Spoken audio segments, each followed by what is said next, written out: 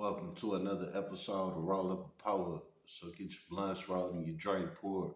I ain't now look. So for this one, I'm gonna be telling y'all about a bunkie that I had in prison, and I had to put that nigga out the cell. You know what I'm saying?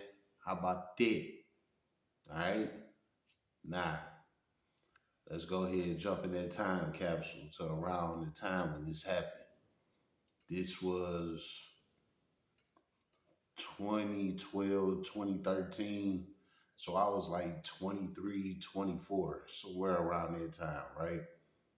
I'm still on my young nigga time. I'm still gang, all that. You know what I'm saying? I was on all that bullshit at this point, right? So the situation in prison, you gonna go through a lot of bunkies. You know what I'm saying? Niggas ride in, ride out all the time. You know what I'm saying? Like, I done had a bunkie that came in today and he rode out tonight. And it wasn't his fault or nothing. It's just that's just how the system works sometimes. You know what I'm saying? So sometimes your bunkies will ride in and out. Sometimes they'll go home. You know, sometimes they'll do something to get sent to the hole. Sometimes they'll do something to get their security level raised. You know what I'm saying? All type of shit happens. So it's not no guarantee that you're gonna keep the same bunkie.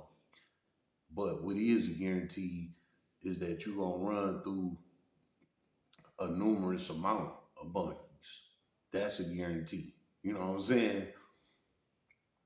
You'll be lucky if you could do your time with one or two bunkies or maybe three bunkies. You know what I'm saying?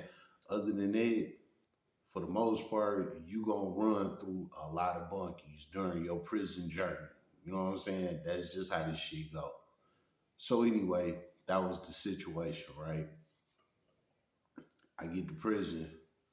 I got a bunkie named Joe Malley. So this was 2012. Let's be matter of fact. This was exact 2012 when I first got to prison, right? My bunkie, my first bunkie named Joel Malley. Joelmalley. I don't know why the fuck I remember his whole name, but I do. You know what I'm saying? When I got to prison, he was my first bunkie. Old white dude, right? He was cool as hell, but he was so ready to go home. You know what I'm saying? He only had a month left, right? Me and him was cool. I ain't even gonna lie. I was sick that he went home. Like, I didn't want to get another bunkie because he was just cool as hell. You know what I'm saying? But it is what it is. So he went home, right? When people go home or when people ride out, whatever the case is, right? Guys in prison, they call this like a seniority thing with the cells, with the cell that you live in.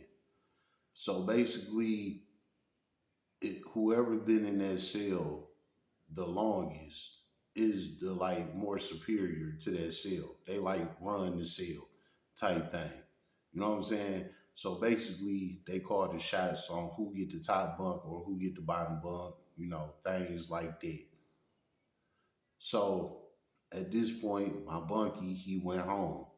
So now I'm the superior one to the cell, right?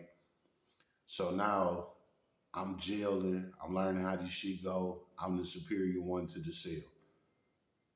Just let me throw this in here. I always slept on the top bunk. I never slept on the bottom bunk. I never did the bottom bunk thing.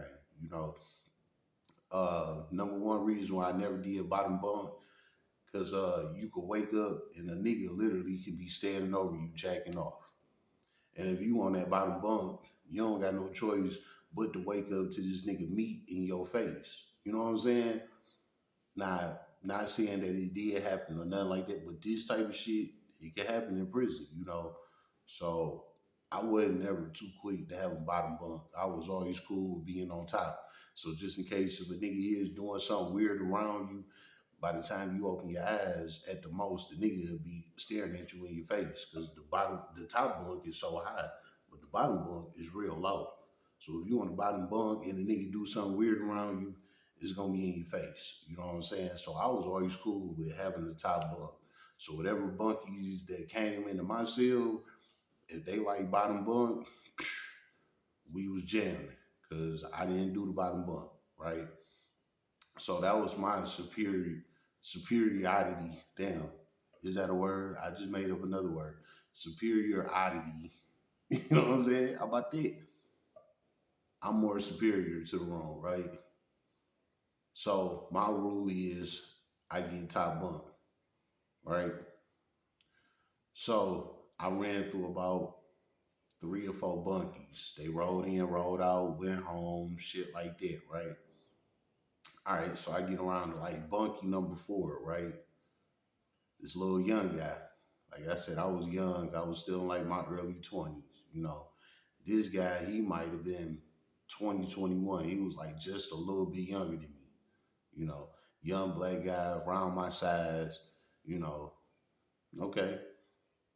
He come in the cell, right? I asked him where you from.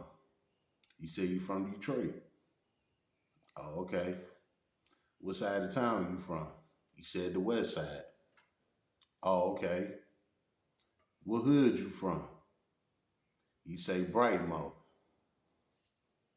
You fucked up.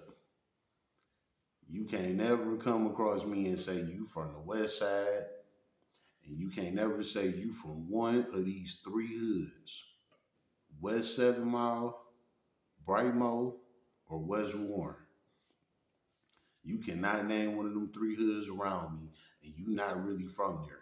Especially in jail, prison, any of that, I'm gonna call your bluff. You know what I'm saying? Because I pretty much know everybody from them 3 neighborhoods. You know what I'm saying? And I know people from every hood in Detroit. But them 3 hoods right there, I'm gonna call your bluff every time. You know what I'm saying? Especially with 7 Mile, because that's my main hood. You know what I'm saying? And Brightmo is right next to 7 Mile. You know what I'm saying? And we used to be click tight with Brightmo at one point. We was 7 to the mo. You know what I'm saying? 7 Mile to Brightmo. Like, we was click tight with them at one point. So you can't say you from the mo. You know what I'm saying? And I don't know you. Like, nah, you cap. You know what I'm saying? So anyway, he said he from Brightmo. Nah, you cap. I don't know you. You ain't from no Brightmo. But then I also had to weigh in that he was a couple of years younger than me. So he the generation under my generation. So maybe he might be from over there. You know what I'm saying? Okay. I dig a little deeper. What gang you claim? See, in Detroit, we street bang, meaning we claim our blocks.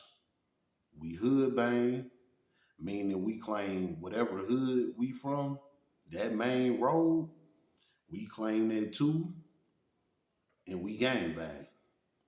Blood, Crip, GD, Vice Lord. You know what I'm saying? So a nigga will claim his block, his hood, and his gang. You know what I'm saying? We bang 3 ways. You feel me? And I'm pretty sure a lot more ghettos across America do the same shit. We just speaking on Detroit. We on some Detroit politics. You know what I'm saying? So okay, I got the hood out of him. I got the block out of him. He was from a block called DeCosta. DeCosta is like the heart of Brightmo. You know what I'm saying? DeCosta, Rockdale, you know what I'm saying? All them streets over there off of Lasher, Finkel and Lasher, that's like the heart of Brightmo. Everybody know that. You know what I'm saying? So okay, I got the hood out of him. I got the block out of him. What gang you repping?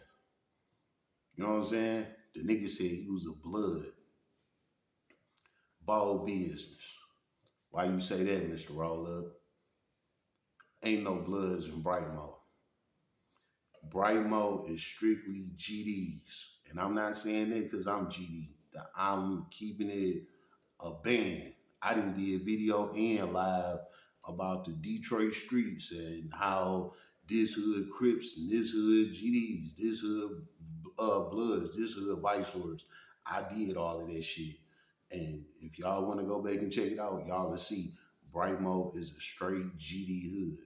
No Vice Lords, no Bloods. You might got a couple of Crip homies through there. You know what I'm saying? Because the Crips and the GDs eight ball. You know what I'm saying? We come together. You feel me? You got the C's and G's, so they eight ball together. So yeah, you catch some Crips through there, but on a huge scale of Brightmo members, no, they are all GDs. You know what I'm saying? So when bro said he was a blood from GD, I'm damn. I said a blood from GD. Ain't that a bitch? Let me bag it up.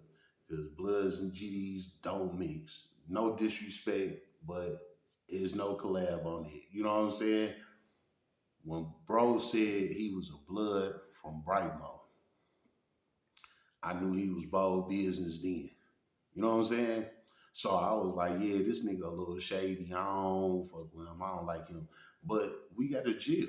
You know, we in the same cell together. We still got a jail. I told y'all before, I never look. No, I'll be lying. I did buy a lock for my locker.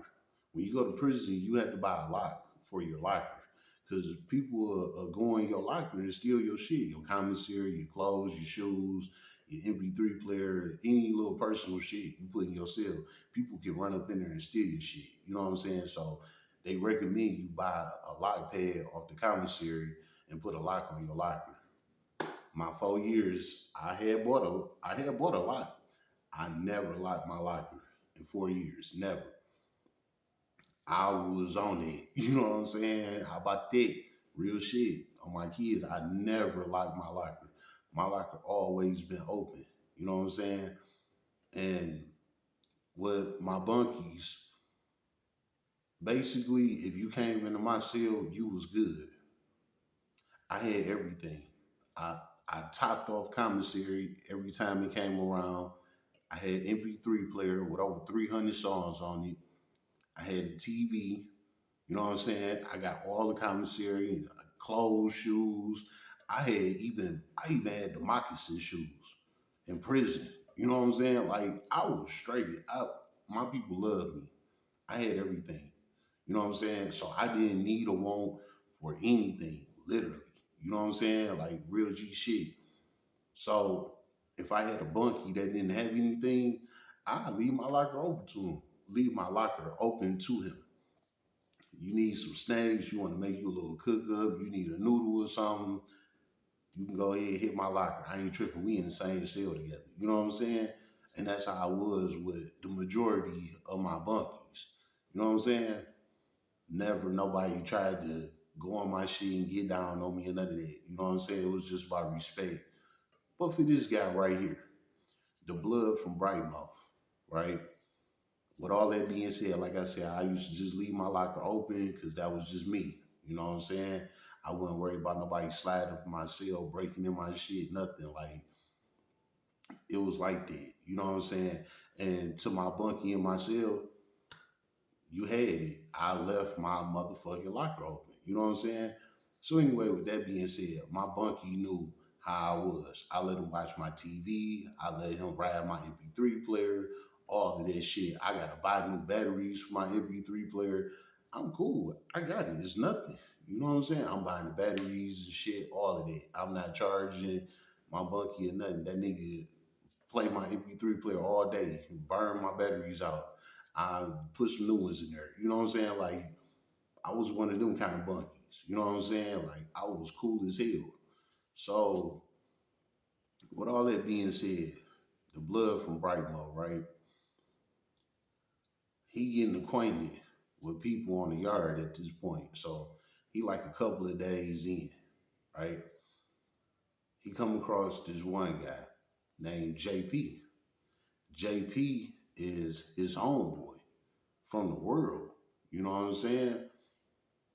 JP was a short white guy that was a GD, and he was about that life, stabbing shit, beating ass. All JP about that life.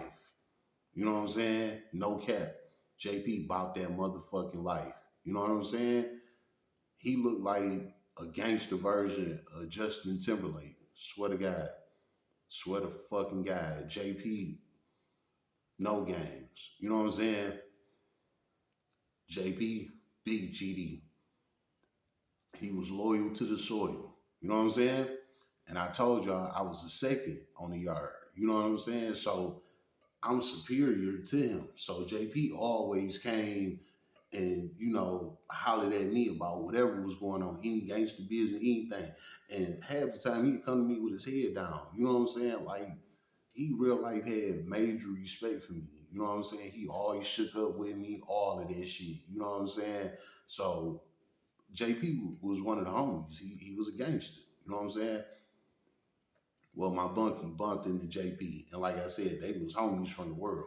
So when they link up in prison, like, oh shit, woo, woo, that's what was going on. Now JP didn't know that he was my bunkie. You know what I'm saying? So my bunkie talking to JP. Now my bunkie knew I was GD, but he didn't know the pull that I had on the yard. He didn't know I was a second. He didn't know what the fuck was going on. He just knew I was a GD. You know what I'm saying? So he kicking it with JP. Like I said, this is homeboy. He kicking it with him. He telling him, like, yeah, my bunkie sweet, man. You know, that nigga, big soft ass nigga, act like he like that, but he ain't really like that. Woo woo. The nigga a hoe. He scary. He be leaving his locker open and shit. Cause he know motherfucker to take his shit, blah blah blah. So, he leave it open on some scary shit, woo woo, So he like, I'm gonna get down on this nigga. Like, this was my bunkie telling JP. You know what I'm saying? He like, man, I'm gonna steal this nigga TV. I'm gonna sell it. I'm gonna sell his MP3 player. He got a bunch of songs on that bitch. Like, I'm about to just steal this shit and sell it on his ass. Fuck this nigga. You know what I'm saying? This is what my bunkie is telling JP. And like I said, JP didn't even know that me and him was bunkies. So my bunkie, he just pop in his mouth. You know what I'm saying? Type shit. Well, in prison, it ain't hard to find out who bunked with who. You know what I'm saying? So now JP on the move to figure out who it is that's his bunkie that he own. Like, he about to rob this nigga and all type of shit. You know what I'm saying? So JP made his rounds. Boom. Found out it was me. Oh man. Now JP in the cross between the gangster disciples and his homeboy from the world. Whose side you think he took? The gangster disciples. You know what I'm saying? So JP pulled me to the side. He like, bro, that's your bunkie. He pointed to him. You know what I'm saying? Like, the nigga was halfway across the room and shit. He like, that's your bunkie? I'm like, yeah.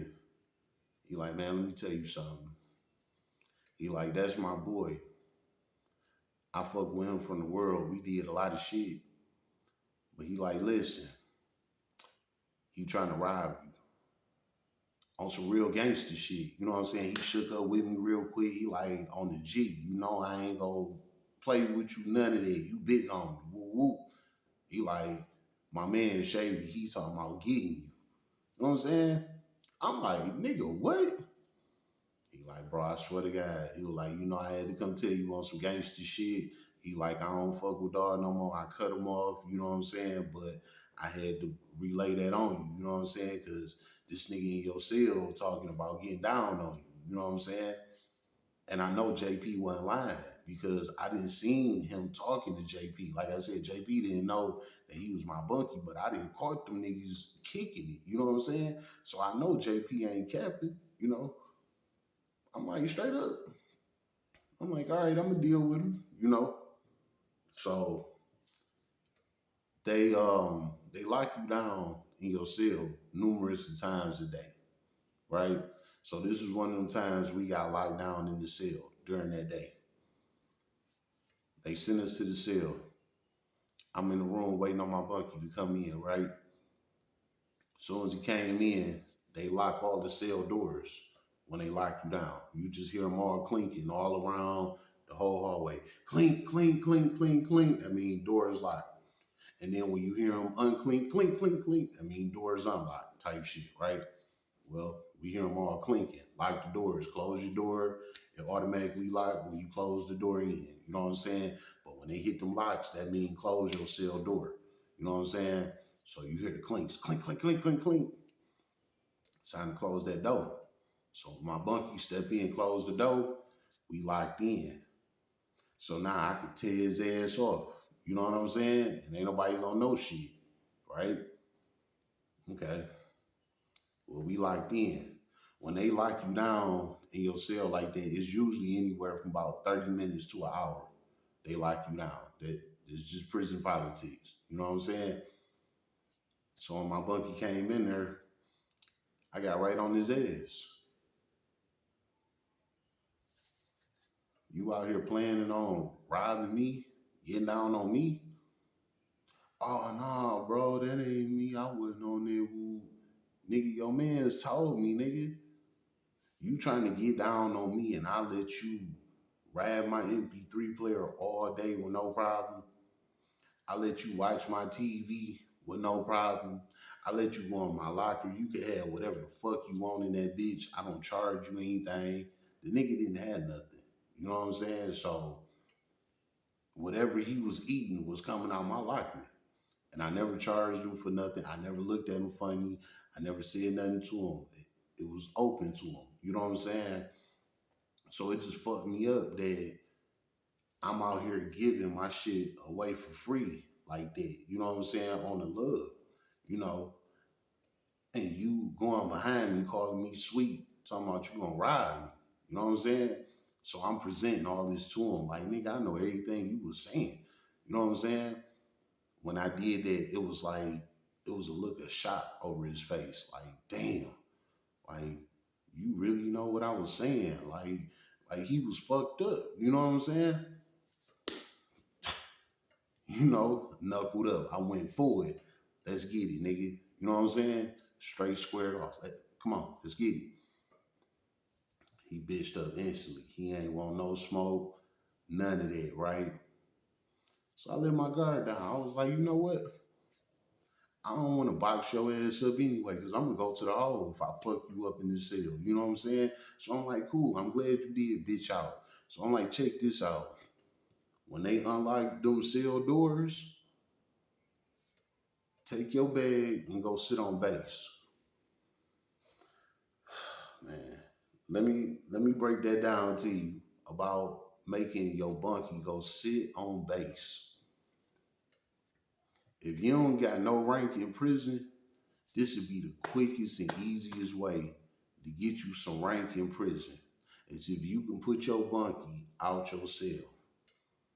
You know what I'm saying? Now I wasn't looking for no clout or none of that. I genuinely put this nigga out. Like, nigga, you trying to get down on me, you about to get whooped or get the fuck out. You about to get the fuck out anyway, but you can get whooped on your way out. He didn't want that. So I told him, I'm like, as soon as them cell bars break, take your bag and go sit on base. He like, all right, bro, I swear I don't want no problems. I'll go sit on base. So mind you, it's about 45 minutes roll around before they finally unlock the cell doors. You know what I'm saying? So we sitting in the cell quiet. I can't take a nap or nothing. I don't know if this nigga gonna try and get me if I turn over or nothing. So I'm on alert the whole time, right? They unlock the motherfucking cell doors. Clink, clink, clink, clink, clink. I hop right off the top bunk. Quick. I'm standing over this nigga. Get your shit, get the fuck up out of here. I'm not playing, nigga. Man, he got up, grabbed his duffel bag, went and sat on base. Base is literally what it say, base. It sit right in the smack dab in the middle of the whole fucking prison unit. And this is where the cops sit at. They sit on base. So they see everybody walking past from going from the cells to outside to the day rooms, shit like that. The police see everything on base. And the way how I operate Michigan prison, just to say, when your bunkie put you out your cell, in order for you to not like how can I put it like had to write a report and shit like that, you gotta take your duffel bag and go sit on that bitch on base. When the police see you sitting on base, see you sitting on your duffel bag on base, they already know your bunkie put you out. They gotta get you up out of there because your bunkie gonna wreck gonna wreck that motherfucker. You know what I'm saying? This is prison politics. So if you see a nigga sitting on his duffel bag on base, that means he got put out the cell and his bunkie gonna wreck his ass. So get him up out of there. You know what I'm saying? So with that being said, my bunkie sitting on base on his duffel bag, and the whole unit seen this shit. So they already know I got on his ass. The police hit their walkie talkies. They had like five other cops walk in. They took dog up out of there, took him to the hole. You know what I'm saying? Put his ass in the hole, shipped him to a whole nother prison. When that happened, my respect went through the roof. I was already big GD on the yard anyway. You know what I'm saying? But I put my bunkie out on some other shit, so my respect really went through the roof. Like, damn, this nigga ain't playing. You know what I'm saying? And it was all because of what JB told me, type shit. Other than that, it would have never happened. You know what I'm saying? But like I said, I knew the nigga was funny anyway because he said he was a blood from Brightmore. Like, bro, ain't no bloods in Brightmore. Your ass tweaking. You know what I'm saying? But I let it be. And sure enough, just how I was feeling about him, he's shady because he false claiming because that ain't Brightmore. Right? Ain't no bloods in Brightmore. You false claiming. You know, I should have been watching him since then, but I fell back on him, wasn't tripping. Whole time this nigga was a dirt ball for real. Just like I knew he was because he didn't even know what the fuck he was claiming. You know what I'm saying? The whole time he was on some dirt ball shit, trying to rob me. And all my shit is laid out. Like, go ahead. Whatever you want, you can have it. I don't care about this prison shit. You know what I'm saying? Like, nigga, I'm going back home. I ain't even tweaking on this shit. I don't care. You know? Easiest bunkie you could ever have in your life. And this nigga want to steal from me. So yeah, I put his ass on base. And everybody seen it. You know what I'm saying? So my respect went through the roof behind that shit, man. And it wasn't even intentional or none of that. It was just quicker to draw. You know what I'm saying? It just be like that in prison, man. And to you, the nigga I'm talking about, you watching my channel, you know exactly what the fuck I'm talking about. I put your ass out because you know you was on that whole shit. You know I was about to get your ass together, nigga. You went and took that duffel bag and sat on base. How about that? It's been another episode of Roll Up a Poet. So get your bunch rolled and your drink poured.